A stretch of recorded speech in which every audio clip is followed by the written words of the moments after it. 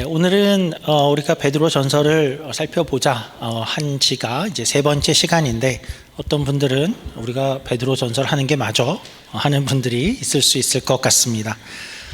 베드로가 이제 로마를, 또 로마 제국을 바벨론이라고 이야기한 그것을 우리가 이제 아는데, 그래도 너무 구약 얘기만, 바벨론 이야기만 하고 포로로 잡혀갔던 이들 이야기를 더 많이 하는 것 같습니다 할 수 있을 것 같은데요. 맞습니다. 그 이야기를 그런데 제가 먼저 더 많이 하는 그런 이유가 있습니다. 지금 이 베드로가 그 바벨론에 끌려가서 그때 그 세속 세계를 살아야 했던 그 유다 백성들과, 그리고 베드로 당시에 로마 제국을 사는 이 성도들이 비슷한 상황이다라고 생각을 가지고 있기 때문이지요. 그래서 복습을 좀 하자면, 지금 이 베드로 전서를 받는 이들은 그러니까 로마 제국에서 오늘날의 그 터키의 외곽 지역 정도에 있는 그런 이들이 수신자들이었고, 또 이 지역은 그 당대 신약 교회의 어떤 교회 형편에 비추었을 때에도 바울의 1, 2, 3차 여행지나, 또 그래서 교회가 세워지고 편지가 보내진 그런 지역과도 조금 떨어져 있는 곳이고, 요한계시록의 7교회와도 조금 비껴져 있는 그런 지역에 이렇게 떨어져서 흩어져 사는 성도들에게 편지를 하는 것인데, 그들의 형편을 이렇게 보니까 그들은 더 이상 예전처럼 하나님을 섬기는 나라에서 신자들끼리 옹기종기 모여서 그렇게 살 수 있는 세상이 아니고, 세상을 사는 것이 아니고 자의로든 또는 타의로든 저 본향을 떠나서 이제 타국에 와서 살고 있고, 그 주변을 살펴보니 주변은 로마 제국이고, 로마 황제를 섬기고 이방신을 섬기고 방탕한 사람들이 있는 그 세상 안에서 이제 흩어져 있는 소수로 그 땅을 살아가는 이들에게 베드로가 편지를 쓰고 있었죠. 그러니까 베드로가 그들을 보니까 마치 이들은 예전 바벨론 세상에 끌려간 포로들과 너무나도 같다라는 것이었습니다. 그 과거에도 하나님 나라의 백성들끼리 모여서 살다가 어느 날 갑자기 나라가 망해서 갑자기 바벨론 세상 한복판에 끌려가서 소수인 이들로 거기 흩어져 살았던 이들과 비슷하다 이고, 그래서 그때 거기를 살아있던 백성들에게 선지자들은 뭐라고 이야기를 했고, 거기를 어떻게 백성들이 살았는가 하는 것을 이제 베드로도 관심을 갖고 우리가 관심을 가지고 있는 것입니다. 지난 주일의 핵심은 이런 것이었죠. 지금 우리가 살고 있는 이 땅이 하나님의 주 관심사고, 또 하나님이 일하시는 주 무대이다라는 것을 기억하자였습니다. 그러니까 바벨론을 생각했을 때도 그랬었죠. 바벨론 그 시대로 돌아가서 생각해 보면, 남유다가 망했을 때에 그 백성들은 이제 어쩌면 나라가 망하고 나서 어떤 백성들은 그 땅에 남고, 어떤 백성들은 바벨론의 포로로 끌려가서 억지로 살게 되었을 때에, 어떻게 보면 남겨진 이들이 더 그래도 복을 받고 다행인 것이고, 끌려간 이들이 더 벌을 받고 저주를 받고 징계를 받는 것이다 라고 생각하기 쉬웠지만, 그러나 하나님이 이야기를 하신 것은 예레미야를 통해서도 아니다, 여기 남아있는 이들이 주무대라기보다는 오히려 바벨론에 끌려간 이들이 더 주무대고 내 관심이다, 너희가 내 더 좋은 무화과이고 너희가 내 관심이라고 이야기를 하시고, 에스겔도 마찬가지로 환상 속에서 하나님의 영광이 이제는 이스라엘을 떠나 예루살렘을 떠나 저 바벨론으로 옮겨가는 것을 보지요. 그것이 뜻하는 바는 이제는 그 바벨론 땅이라는 곳이 그냥 저주요 징계요 혼나는 그런 장소만이 아니라, 거기를 이제 살아내야 하는, 거기를 이제 살게 되는, 하나님이 거기서 일하시는 그런 삶의 무대가 되어진다라는 것이었죠. 그래서 그 땅에 바벨론 성도들을 그 땅에 보내시고 하나님이 거기 계시는 것이고, 로마 제국에서도 이제 하나님이 여기 계신다라는 것이었습니다. 그런 면에서 이제 베드로는 그 성도의 정체성을, 그런 성도들의 정체성을 이렇게 표현했죠. 거류민이고 나그네다라고 규정을 했습니다. 그러니까 너희가 여기를 나그네로 살아가라 라는 것이었죠. 그것이 의미하는 것은 쉽게 두 가지로 표현할 수 있었습니다. 첫째는, 나그네로 산다는 것은 첫째는 동화되지 말라라는 것이었죠. 거기 세상이 더 화려하고 또 행복해 보이고 내가 조금만 거기서 타협을 하면 나는 거기서 훨씬 더 편하고 안락하게 남들처럼 살 수 있을 것 같지만 너희는 거기서 그들과 같아지면 안 된다 였습니다. 너희의 본향은, 너희의 뿌리는 세상이 아니니 그러니 같아지면 안 된다 였죠. 둘째는 도피하지 말라 였습니다.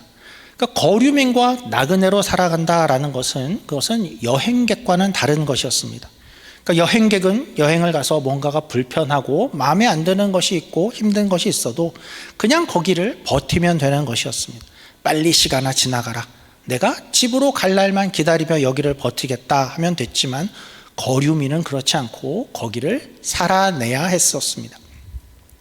그러니까 이러한 내용들, 이것이 바로 바벨론 포로로 어느 날 잡혀온 그 사람들이 거기서 살아내야 했던 그런 모습이었고, 또 로마 제국에 흩어져 살게 된 성도들도 이렇게 살아야 됐었고, 그리고 오늘날 우리도 역사상 어느 시대보다도 더 세속화되었다는 이 세상에서 우리가 살아가기를 원하는 그런 원칙, 우리의 모습이었습니다. 또 우리가 이렇게 정리를 해보니까 이제 이해는 되는데, 뭔지 이론으로는 알겠는데 뭔 말인지는 알겠는데 정말 우리가 그렇게 살 수 있을까? 그게 가능할까? 그렇게 산다면 우리는 어떤 모습으로 나타날까 하는 것이 좀 막연할 수 있는데, 성경은 친절하게도 이제 한 사람의 인생을 우리에게 보여줍니다. 바벨론 세상에서, 그 바벨론 세상에서 이런 원칙을 가지고 이렇게 살아낸 한 사람을 성경을 보여주고 이 사람의 모습이 어떠냐 하고 우리에게 도전으로 보여주는 것이죠. 그 사람이 바로 다니엘이었습니다. 다니엘은 어려서 남유다에 태어났습니다. 태어나 보니 거기는 성전도 있고 하나님을 다 알고 지내고 자연스럽게 하나님의 신앙을 배웠습니다. 늘 제사를 지내며 신앙생활을 하던 그런 곳에 태어났죠. 그래서 그렇게 태어나 보니 모두가 다 하나님을 알고 있고 하나님을 믿는 신앙 세계 안에 있었습니다. 그런데 어느 날 이제 나라가 망하고 이제 바벨론이라는 먼 타국으로 끌려가서 거기를 살게 되었죠. 그러면 여기서 잠시 퀴즈를 한번 해보죠. 이때 다니엘은 한 몇 살 정도였을까요? 다니엘의 이야기를 좀 익숙하신 분들이 계실 텐데 다니엘은 끌려갔을 때 한 몇 살 정도였을까요? 혹시 나랑 비슷할 것 같다 하는 분 있을까요?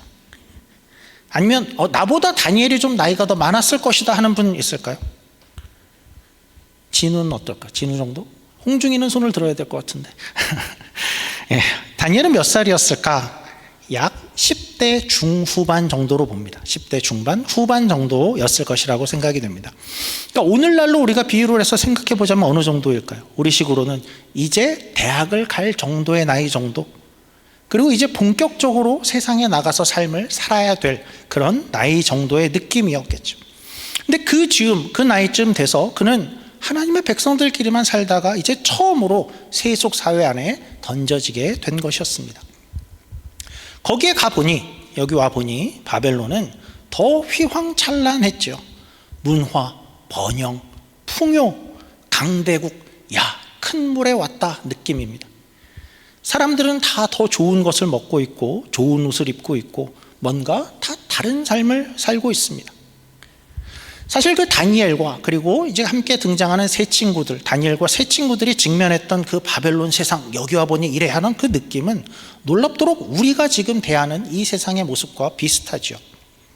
번쩍이는 금과 은, 화려한 옷을 입은 사람들, 밤낮으로 이어지는 축제와 음악, 쾌락의 현장들. 그러니까 이전과 비교하면 우리가 이전에 있던 신앙의 세계, 교회의 세계와는, 그러니까 그것과 비교하면 이 거대한 제국, 옛날 것이 너무나 우리의 것은 초라했던 것이 아닌가라는 생각이 들 만한 그런 환경이었죠. 거기에 들어가 보면 누구라도 나도 이렇게 좀 살아볼까 하는 생각이 들 수 있는 그런 곳이었습니다. 또한 다니엘과 세 친구는 거기 떨어진 사람들은 우선 신학적인 또 신앙적인 그런 갈등을 겪을 수밖에 없었습니다. 우리 다니엘서 1장 1절 2절 한번 보죠. 유다 왕 여호야김이 다스린 지 3년이 되는 해에 바벨론 왕 느부갓네살이 예루살렘에 이르러 성을 에워쌌더니 주께서 유다 왕 여호야김과 하나님의 전그릇 얼마를 그의 손에 넘기심에 그가 그것을 가지고 신할 땅 자기 신들의 신전에 가져다가 그 신들의 보물 창고에 두었더라. 무슨 말이냐면 이제껏은 어떻게 살았냐면 하나님이 전부라고 생각하고 살았죠. 하나님이 강하다, 최강 하나님이야 라고 생각하면서 살아왔는데 이제 일어나는 현상을 보니까 아니었나 하는 그런 신학적인 어려움이 다 온 것입니다. 하나님이 바벨론 신에게 진 것이 아니냐라는 거죠. 하나님의 성전의 그릇들을 빼앗기게 되고 그것을 힘이 없어서 지키지 못하는 것, 신앙이 과연 힘이 있는가 하는 생각을 하게 되는 겁니다. 세상 앞에서 신앙은 그냥 고루한 것이고 그냥 옛날 방식 아닌가, 그런 방식으로 사는 것은 더 이상 힘이 없는 것 아닌가 하는 생각이 들 수 있는 일이 벌어진 겁니다. 오늘날도 그렇죠. 하나님이 힘이 없어 보이는 현실들이 있어 보입니다. 세상은 과학이 너무나도 발전하고 학문도 발전을 하고 있고 AI와 양자의 시대를 살고 있는데 이 하나님 신앙에 붙잡혀 사는 것이 과연 적실한가? 그 신앙은 그저 세상의 어떤 창고 안에 이렇게 갇혀서 이제는 거기에 꼼짝없이 묶여있는 힘이 없는 것이 아닌가 하는 그런 느낌이 들 수 있습니다. 그러면서 그 땅에 떨어진 이들이 생각이 드는 것은 여기는 너무나 매혹적이고 그래서 우리가 조금만 양보를 한다면, 여기에 조금만 동화가 된다면 내가 미처 알지 못했던 세상의 맛을, 세상의 기쁨을, 행복이 약속되어져 있는 것 같아 보이고 내가 조금만 한 발을 물러서면 여기에 어울려 더 잘 살 수 있지 않을까 하는 그런 유혹이 있었던 것입니다. 이런 거대 세상 앞에 놓여지게 되면 누구나가 다 이런 유혹에 노출되게 되죠. 그래서 베드로는 이렇게 쓰는 겁니다. 베드로전서 2장 11절입니다. 이런 환경 속에 있는 것을 상상하면서 읽어보죠. 사랑하는 자들아, 너희는 거류민과 나그네 같았다. 거류민과 나그네 같은 너희를 권하노니 영혼을 거슬러 싸우는 육체의 정욕을 제어하라. 너희는 거류민과 나그네다. 기억해라. 여기에 동화되지 말고 여기서 줄 수 있는 욕망의 유혹을 제어하라 라는 것이죠. 그래서 다니엘과 세 친구는 이제 그렇게 거대한 세속세계 안에 끌려 들어가게 되었습니다. 그리고 그들에게 있어서의 미션은 분명했죠. 여기에 동화되지 말아야 된다. 여기와 같아지면 안 된다. 그리고 그렇다고 해서 도망가거나 도피해서도 안 된다. 그것이 그들의 미션이었습니다. 그런데 독특한 것은 이제 이들이 포로로 그렇게 나라가 망하고 거기에 끌려갔는데 거기에 왕 느부갓네살 왕은, 바벨론 왕은 매우 영리했습니다. 그래서 그 포로들을 칼과 창으로 강하게 억압하는 대신에 막 고문하고 억압하고 괴롭히는 대신에 그 포로들을 최고 수준의 문화 또 특권으로 그들의 영혼을 오히려 사로잡으려고 했죠. 그렇게 해서 이들을 진짜 더 바벨론 사람으로 만들고자 했습니다.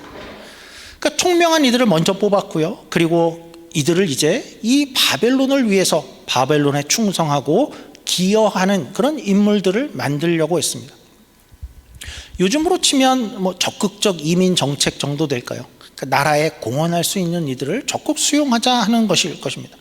그래서 이 포로들을 만약에 이들이 감금하고 억압하고 고문하고 그랬다면 어쩌면 유다 백성들은 다들 악에 받쳐서 이 바벨론 타도 신앙으로 우리가 이것을 이겨내자 다 그랬을지 모릅니다. 그런데 유화 정책이었죠.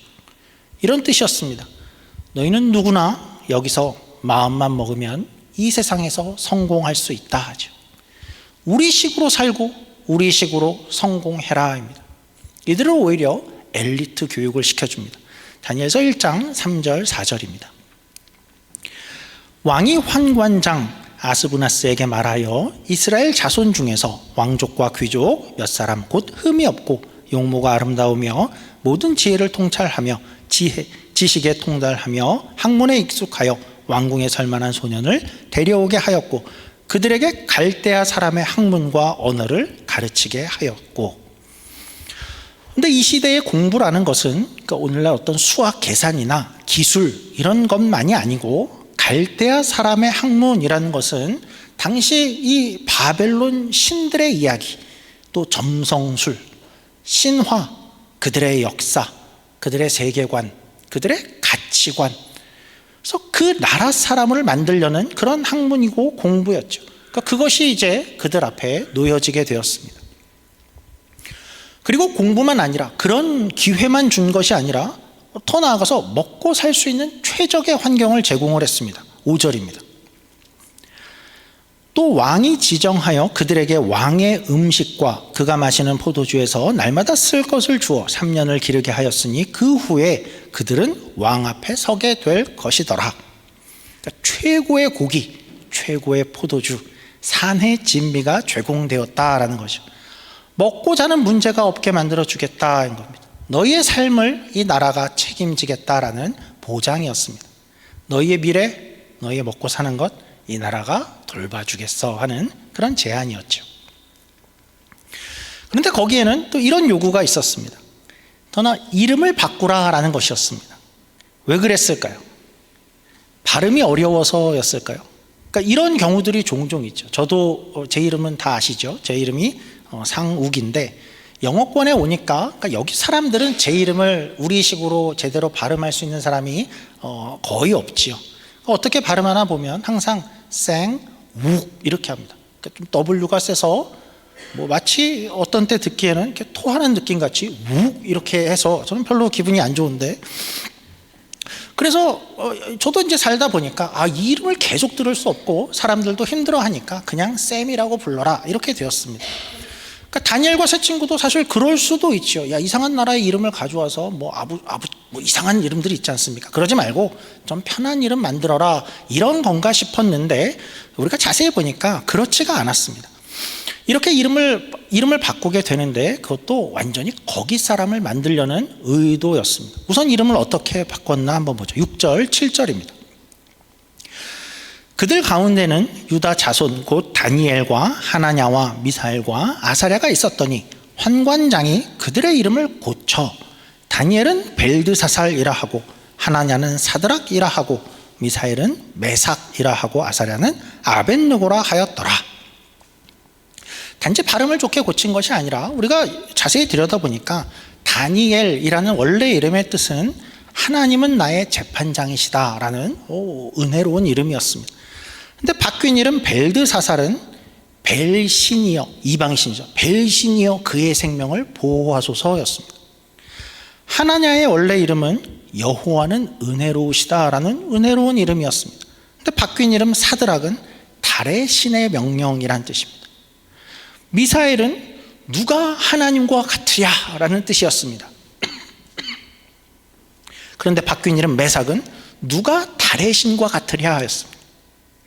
아사랴는 여호와께서 도우셨다라는 뜻인데 아벳느고는 느고 신의, 이방신의 종이라는 뜻으로 바뀌었습니다. 이들은 많은 고민을 했을 것 같습니다. 우리의 신앙이 고스란히 담긴 이 이름들을 다 내려두고 여기서 이런 이름을 받아들이는 것이 맞나 고민을 많이 했을 것 같습니다. 그런데 이들은 이제 이름을 그냥 바꾸고 그것을 수용했던 것 같습니다. 그러니까 왜인지는 우리가 잘 모르지만 어쩌면 생각컨대 그러니까 세상의 우상, 다른 신이라는 것은 원래 있는 것이 아니니 그렇게 불리는 것이 그러니까 아무 의미가 없다라고 생각했을 수도 있고, 또는 어쩌면 이 이름 자체가 우리 신앙의 본질은 아니니까 이것으로 여기서 우리가 싸우는 것이 큰 그림에서 봤을 때는 우리가 싸워야 하는 진짜 싸움의 전선은 아니다라고 여겼을지도 모릅니다. 어쨌든 근데 여기까지 왔는데, 근데 여기까지 성경을 보니까 우리는 이런 생각이 들게 되기도 하죠. 이들은 뭐 완전히 변절자 아닙니까? 변절한 거 아닙니까? 하는 생각이 들죠. 거기 교육을 받는데요, 거기 음식도 먹고 쾌적한 환경에서 거기 적응하려고 이름도 다 바꾸고 언어도 열심히 배우고 있답니다. 아니, 이들은 거기서 잘 살 작정이 아닙니까? 그래 보이기도 하죠. 그런데 그러면 굳이 성경에 있을 필요가 없겠는데, 다니엘은 이제 보니까 거기서 열심히 학문과 언어를 배우는데, 하지만 그에게는 그러니까 아무런 선이 없었던 것이 아니라 거룩한 선을 가지고 있었습니다. 1장 8절을 보죠. 1장 8절입니다. 다니엘은 뜻을 정하여 왕의 음식과 그가 마시는 포도주로 자기를 더럽히지 아니하리라 하고, 여기 왕의 음식과 포도주로 자기를 더럽히지 않았다라는 것은 왕이 주는 모든 음식을 다 안 먹었어 하는 그런 뜻은 아닙니다. 그러니까 예를 들어서 어떤 나라에 포로로 잡힌 충성된 종, 충신이 있었는데 내가 여기 잡혀왔지만 내 놈이 주는 음식은 물 한 방울도 입에 대지 않겠다, 나는 그냥 굶어 죽겠다, 이런 것이 아니었고, 이제 이후의 본문을 보면 다니엘은 그러니까 왕의 음식은 고기를 거부했다라는 뜻으로 등장을 합니다. 이후의 본문에 간단하게 이야기하면 그런 이야기들이 이제 나오게 되지요. 그러니까 이들의 음식을 책임졌던 관리, 환관장이 있는데 혹시나 음식을 제대로 안 먹어서 관리하고 있는 이들이 얼굴이 초췌해지거나 혈색이 안 좋아지거나 건강이 안 좋아지게 되면 이 환관장이 책임을 질 수 있으니까 다니엘이 내가 채소와 물은 먹겠습니다. 그런데 우리의 외관에 대해서는 걱정을 하지 마십시오라고 이야기를 하죠. 그러니까 우리는 왕이 주는 채소와 물은 먹겠습니다 였습니다. 그런데 고기와 포도주는 안 하겠다라는 것이었죠. 그러면 왜 고기를 안 먹었을까요? 고기를 왜 안 먹었을까? 더럽힌다 그랬는데 왕의 고기는 더러웠을까요? 위생이 안 좋았을까? 그렇지 않고 그 이유는 당시에 이제 바벨론에서 유통되고 그러니까 먹게 되는, 특별히 왕궁에서 먹게 되는 모든 고기는 모두가 다 이방신에게 제물로 바쳐졌다가 그리고 나오는 고기들이었습니다. 그래서 당시에 그 고기들을, 거기 갔다 온 고기들을 그냥 먹는 것은 어떤 메시지가 될 수 있냐 하면 우리가 그 제물을 드리는 것입니다. 우리가 그 제물에 참여하는 겁니다. 제사에 참여합니다라는 그런 것으로 여겨질 수가 있었습니다. 그리고 포도주도 그런 비슷한 의미로 추정이 됩니다. 그러니까 나는 포도주는 안 마실래, 나는 술 안 먹어요, 이런 뜻이 아니고 바벨론에서 또 제단에 바쳐지는 그런 이유들로 종교적인 의식으로 비춰줄 수 있어서 거부한 것이었죠. 또 우리가 잠시 한번 생각을 해보죠. 우리가 그냥 글로 이렇게 보고 그러니까 말로만 들으니까 그냥 그랬나 보다 싶은데 이게 과연 우리 말처럼 쉬웠을까요? 그러니까 쉽지 않았을 것입니다. 그러니까 이건 이런 것과 다르죠. 요즘 어디 가서 저는 사실 베지테리안이에요, 그러니까 이런 얘기가 아니죠. 이들은 포로로 잡혀왔습니다. 물론 특별히 뽑혀서 특별 교육을 받는 혜택을 누리고 있지만 그래도 끌려온 이들인데 감히 왕이 준 음식을 거부한다? 굉장한 무례고 건방이고 어쩌면 죽임을 당할 수 있는, 왕을 무시해 그렇게 여겨질 수 있는 그런 문제였죠. 어쩌면 이런 생각이 안 들었을까요? 그냥 입 닫고 조용히 먹는 게 신상이 좋지 않을까? 튀지 않는 게 좋지 않을까? 그러기 쉬웠을 것 같습니다. 어쩌면 우리가 가끔 그러는 것처럼이죠.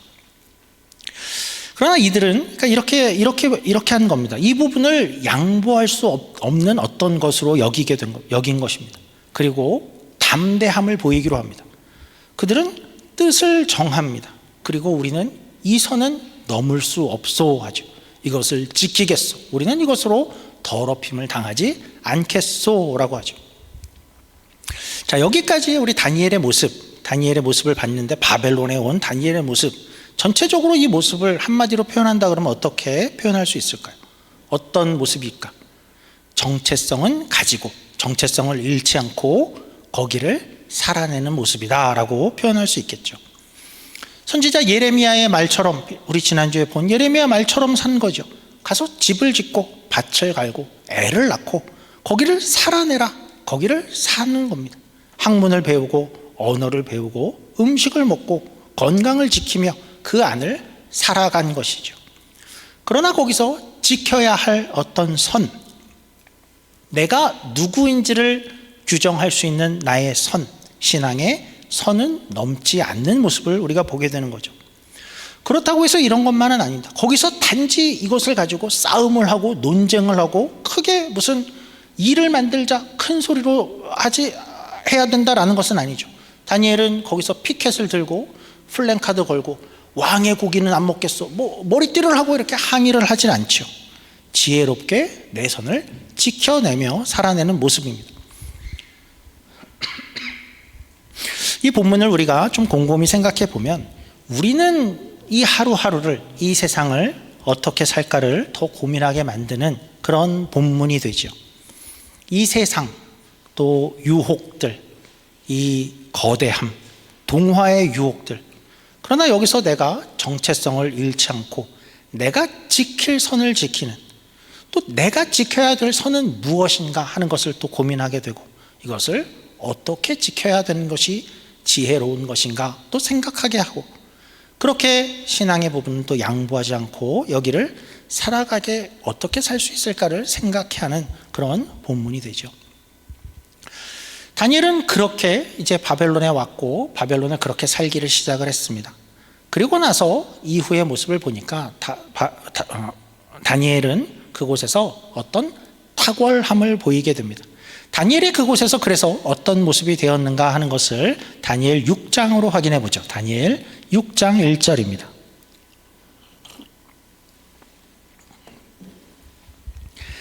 다리오가 자기의 뜻대로 고관 120명을 세워 전국을 통치하게 하고 또 그들 위에 총리 셋을 두었으니 다니엘이 그 중에 하나이라. 이는 고관들로 총리에게 자기의 직무를 보고하게 하여 왕에게 손해가 없게 하려 함이었더라. 다니엘은 마음이 민첩하여 총리들과 고관들 위에 뛰어남으로 왕이 그를 세워 전국을 다스리게 하고자 한지라. 이에 총리들과 고관들이 국사에 대하여 다니엘을 고발할 근거를 찾고자 하였으나 아무 근거, 아무 허물도 찾지 못하였으니 이는 그가 충성되어 아무 그릇됨도 없고 아무 허물도 없음이었더라. 그들이 이르되 이 다니엘은 하나님의 율법에서 근거를 찾지 못하면 그를 고발할 수 없으리라 하고, 이에 총리들과 고관들이 모여 왕에게 나아가서 그에게 말하되 다리오 왕이여 만송강 하옵소서. 다니엘은 여길 보니까 무려 총리가 되어 있습니다. 포로로 잡혀온 이가 여기서 총리가 되었죠. 그래서 이 본문을 보면서 그리스도인은 이렇게 세상에서 높은 자리에 올라가야 좋습니다. 올라가야 합니다. 이렇게 탁월해야 됩니다를 제가 이야기하려는 것은 아닙니다. 그런 지위는 그럴 수도 있고 그렇지 않을 수도 있습니다. 되지 말아야 된다라는 것은 아니지만 모두가 그렇게 되어야 된다라는 것은, 성경이 말하는 것은 전혀 아니죠. 근데 우리가 여기서 발견하는 것, 성경이 보여주고 싶은 것은 이런 것입니다. 그러니까 다니엘이 그 세속 사회에 끌려갔을 때에 다니엘은 거기서 그저 동화되거나 아니면 그저 도피하거나 하지 않고 그곳의 삶을 성실히 살아냈다 하는 것이 핵심인 것이죠. 거기를 살아냈다라는 것입니다. 주어진 삶을 학교에서, 직장에서, 이웃관계에서 이 삶을 도피하지 않고 살아냈다라는 것입니다. 그리고 오늘 본문에서는 이제 살아내되 우리가 또 한번 주목할 부분을 보게 되는데요, 이제 여기가 탁월한 부분입니다. 다시 말하지만 높은 사람이 된 탁월함을 이야기하고 싶은 것이 아니라 그가 여기를 살아냈는데, 그가 거기를 우리 4절 5절에 어떤 이야기가 있었냐면, 누군가 허물을 발견하고자 했는데 허물을 찾을 수 없더라 하죠. 고발할 근거를 찾을 수 없더라. 그렇게 선한 삶을 살았더라. 이 부분은 정말 탁월한 것이고 우리가 집중할 부분이죠. 그러니까 이 본문을 보니까 우리가 또 발견하는 것은 이 이방 세계의 사람들이 모두가 다 다니엘이 하나님 신앙을 갖고 있는 것을 다 알고 있었습니다. 다니엘은 그것을 굳이 숨기지 않고 거기에 있었죠. 그리고 나니 어떤 사람들은 계속 이를 시기하고 질투를 합니다. 저 이방 나라에서 온 저 포로가 여기서 총리까지 된단 말이야? 더 높아지려고 해? 그렇게 질투를 하고 있는데, 그런데 그의 삶에서, 또 직업에서, 나라 운영에서 어떤 비리나 청탁이나 꼼수가 있지 않아서 어떤 고발도 하지 못했다라는 겁니다. 자, 그러면 이쯤에서 다시 한번 나이 얘기를 해보죠. 자, 이제 여기 6장에 이 다니엘은 여기는 한 몇 살 정도 되었을까요? 자, 내 나이다. 또 해볼까요? 다니엘은 10대 후반에 여기 왔죠. 그리고 한 30대 정도 됐을까요? 40대 후반 정도 됐을까요?